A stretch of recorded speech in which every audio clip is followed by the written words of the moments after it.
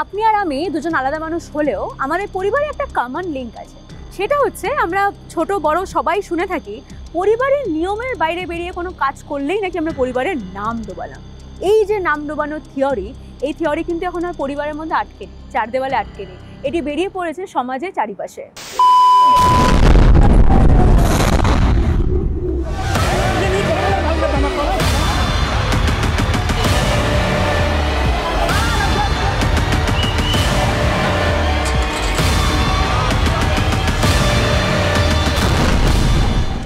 আজকের আলোচনার বিষয় অত্যন্ত সংবেদনশীল কিন্তু সমানভাবে জরুরিও। ভুল করলে মাফ করবেন। হোলি কোরআন, কোরআনে এই সুইসাইড আত্মহত্যা কথাটিকে হারাম হিসেবে বলা হয়েছে, কিন্তু সন্ত্রাসী কর্মকাণ্ডে এই যে সুইসাইড বম্বিং, এটিকে একটা ধর্মীয় ব্যাখ্যার আড়ালে আড়াল করা হচ্ছে। এই যে দুটো বিষয় বৈপরীত্য, তার অনেকটা আমরা জানি, বেশিরভাগটাই আমরা জানি না। এই বিষয় নিয়ে আমরা আজকে আলোচনা করব। কোরআনে যে বিষয়টাকে হারাম হিসাবে মেনশন করা হয়েছে সেইটাকেই সামনে রেখে কিছু সংগঠন এই আত্মঘাতী হামলা চালাচ্ছে, এইটা নিয়ে আপনি কি বলতে চান? পবিত্র কোরআনুল কারিমের মধ্যে বলা হয়েছে, মহান স্রষ্টা জানিয়েছেন যে তোমরা হিংসা করো না এবং হিংসা ছড়িও না। এর দ্বারা প্রমাণিত হয়েছে যারা এই সন্ত্রাসবাদী হামলা চালায় বা করে, যে সংগঠনই হোক, ইসলামের নাম ভাঙিয়ে বা ইসলামের নাম করে, তাদেরকে আমরা ধিক্কার জানাচ্ছি এবং তারা সম্পূর্ণ ইসলাম থেকে বাইরে। আপনার মতে এই যে ভুল ব্যাখ্যা হচ্ছে আমাদের সবার কাছে, পুরো সমাজের কাছে, এখানে আপনি আমি বলে বিষয় না, এই ব্যাখ্যাটা কি অনেকটা এডুকেশনের ল্যাক কোথাও, না অনেকটা রাজনৈতিক প্রভাব? না, আমি এটা নিয়ে বলতে পারি যে আমরা দেখেছি কিছু মিডিয়া আছে, তারা মিডিয়া ভুল ব্যাখ্যা করে যারা এই অন্যায় কাজ করছে, ধরুন এই হামলা চালাচ্ছে, সন্ত্রাসবাদী হামলার সাথে যুক্ত, এদের বিরুদ্ধে পৃথিবীর সমস্ত ধর্মের মানুষ, পৃথিবীর সমস্ত বর্ণের মানুষ, জাতির মানুষ একসাথে প্রতিবাদ করা দরকার। আর যারা এটা করছে তারা কোনো ধর্মের হতে পারে না, কিন্তু কিছু মিডিয়া আমাদেরকে অত্যন্ত বেদনা দেয়। কিছু মিডিয়া এটাকে নিয়ে ইসলামকে একেবারে খুব খারাপভাবে তারা মিডিয়াতে ছড়িয়ে দিচ্ছে। এটা আমাদের কাছে অত্যন্ত খারাপ। আমি আপনাদের মাধ্যমে বলবো যে ইসলাম কখনো এটাকে পারমিট করে না। যারা এই কাজের সাথে যুক্ত বা এই সন্ত্রাসবাদী হামলা যারা করছে, তারা সম্পূর্ণ ইসলাম থেকে বাইরে আছে। আমরা ধর্মগুরু যাদেরকে বলি, যাদের থেকে আমরা শিখি, অনেক সিনিয়ররা যারা, আমি বিশ্বের বেশিরভাগ আলেম যারা আছেন তারা বলেছেন তারা এই পুরো বিষয়টারই বিরুদ্ধে। তাহলে যারা ধরুন এই যে শেখাচ্ছে যে সুইসাইড বম্বিং করা উচিত বা ফোর্স করছে করার জন্য, তারা এই ইন্সপিরেশনটা পাচ্ছে কোথা থেকে? কারণ আমরা যাদেরকে থেকে শিখি, সিনিয়ররা যাদের থেকে শিখি, তারাই তো এটার বিরুদ্ধে। তারপরেও তারা এই ইন্সপিরেশনটা পাচ্ছে কোথা থেকে? এটা বিশ্বে যারা বিভিন্নভাবে মুসলিমকে হেয় করতে চায় বা মুসলিমদের নামটা যাতে বেশি করে খারাপ হয়, আমার মনে হয় এটা তাদের ইন্ধন হতে পারে। তো এই জিনিসটা থেকে আমাদের সম্প্রদায়কে আমাদেরকে অনেকটা দূরে থাকতে হবে এবং আগামী প্রজন্মকে যাতে করে তারা মানুষের মতো মানুষ হতে পারে, তাদেরকে এডুকেশান বেশি বেশি করে শিখতে হবে। এটা আমরা অল ইন্ডিয়া ইমাম অ্যাসোসিয়েশনের পক্ষ থেকে আপনাদের মাধ্যমে আমরা আমাদের কমিউনিটির মানুষের কাছে আমরা আবেদন করব যে আপনাদের সন্তানদেরকে উচ্চ শিক্ষায় শিক্ষিতা করে তুলুন। শিক্ষাই পারে বিপ্লব আনতে।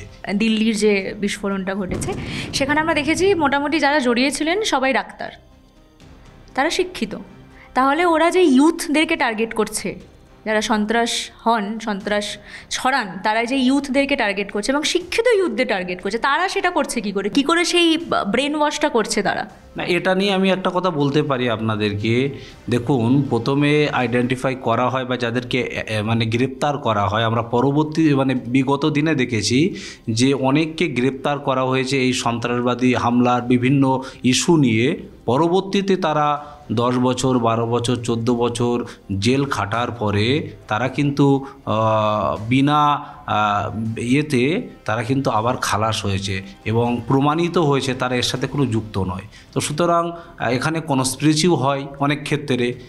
আমরা আমাদের একটাই বক্তব্য যে এই সন্ত্রাসবাদী হামলা যারা চালায় তাদের চরম আমরা ধিক্কার জানাই এবং তাদের বিরুদ্ধে আমরা সবসময় আছি, আগামী দিনেও থাকব।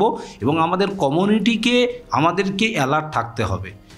আমরা যদি নিজেরা অ্যালার্ট থাকি তাহলে আমাদেরকে কেউ অন্যায় কাজে অপরাধমূলক কাজে আমাদেরকে নিয়োজিত আমরা হতে পারবো না। প্রাক্তন রাষ্ট্রপতি এপিজে আব্দুল কালাম বলেছিলেন, religion is a very private affair. কিন্তু আজ সেই ব্যক্তিগত বিশ্বাসকেও আমরা শিখছি বা জানছি কয়েক মুহূর্তে মুঠো ফোনে আঙ্গুল বুলিয়ে। আর তাকে কেন্দ্র করেই আমাদের বিশ্বাসের ভিত তৈরি হচ্ছে, আর তাকেই লালন পালন করে আমরা পৌঁছে যাচ্ছি যে কোন প্রান্তে। তথ্য ভাণ্ডারে সত্যতাকে যাচাই করার ক্ষমতাই হারিয়ে ফেলছি আমরা। সন্ত্রাসবাদ ইসলাম ধর্মের ভিতরে কোনো জায়গা নেই।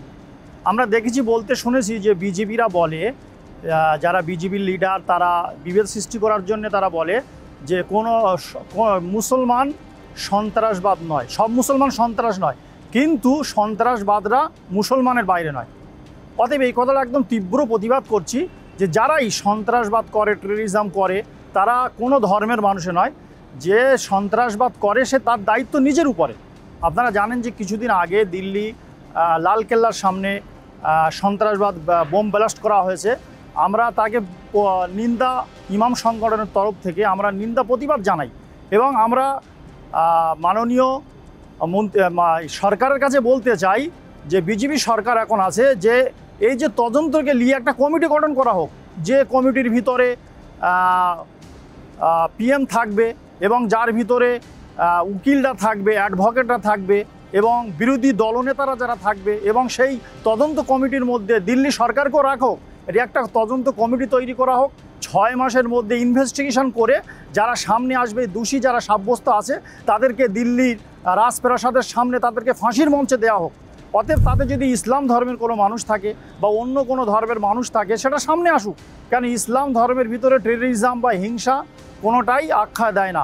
আল্লাহ পাক সূরা মায়েদার ভিতরে 6 নম্বর পারার ভিতরে আল্লাহ জানিয়েছেন, মান কতালা নাফসাম বিগাইরি নাফসিন আও ফাসাদিন ফিল আরদি ফাকান্নামা কতালান নাসা জামিয়া ওমান আহিয়াহা ফাকান্নামা আহিয়ান নাসা জামিয়া। যে ব্যক্তি একজন ব্যক্তিকে হত্যা করলো, সে ব্যক্তি টোটাল মানব জাতিকে হত্যা করলো। এবং কোনো একজন ব্যক্তি যদি কোনো মানুষকে তার জান বাজি রেখে কাউকে যদি বাঁচিয়ে থাকে অসুস্থ থেকে, বা কাউকে যদি বাঁচায়, সে ব্যক্তি যেন সারা মানব জাতিকে বাঁচালো। অতএব কোরআন শরীফের যে আয়াত, এই আয়াত দ্বারা প্রমাণিত হয় যে ইসলাম ধর্মের ভিতরে টেররিজম বা ইসলাম ধর্মের ভিতরে মানুষকে ক্ষতি করা, হিংসা কোনো প্রাধান্য দেয় না। কেন? অপর জায়গায় আল্লাহ পাক তিনি জানিয়েছেন, ওয়ালা তাহাসাদু ওয়ালা তাবাগাদু ওয়াকুন ইবাদাল্লাহি ইখওয়ানা, যে হিংসা এবং আত্মমর্যাদা, মানুষকে ক্ষতি করা, এই চক্রান্ত ইসলাম ধর্মের ভিতরে কোনোটাই আসে না। অতএব যে দিল্লির যে বোম ব্লাস্ট বা এই বিস্ফোরণ নিয়ে আমরা প্রতিবাদ করতে যাই, তার তদন্ত কমিটি তৈরি করা হোক, তাতে সব বর্ণের মানুষকে রাখা হোক, একটা তদন্ত গঠন তৈরি করে, এবং যারা দোষী সাব্যস্ত হবে তাদেরকে একেবারে প্রকাশ্য আইনের আদালতে এনে মানব জাতির সামনে তাদেরকে ফাঁসি দেওয়া হোক। আমাদের উদ্দেশ্য কারো ধর্ম বা ধর্মীয় বিশ্বাসকে আঘাত করা নয়, বরং এটা জানা যে ধর্ম কি বলে এবং সন্ত্রাসবাদ সেই ধর্মের ব্যাখ্যাটাকে কি করে বিকৃত করে।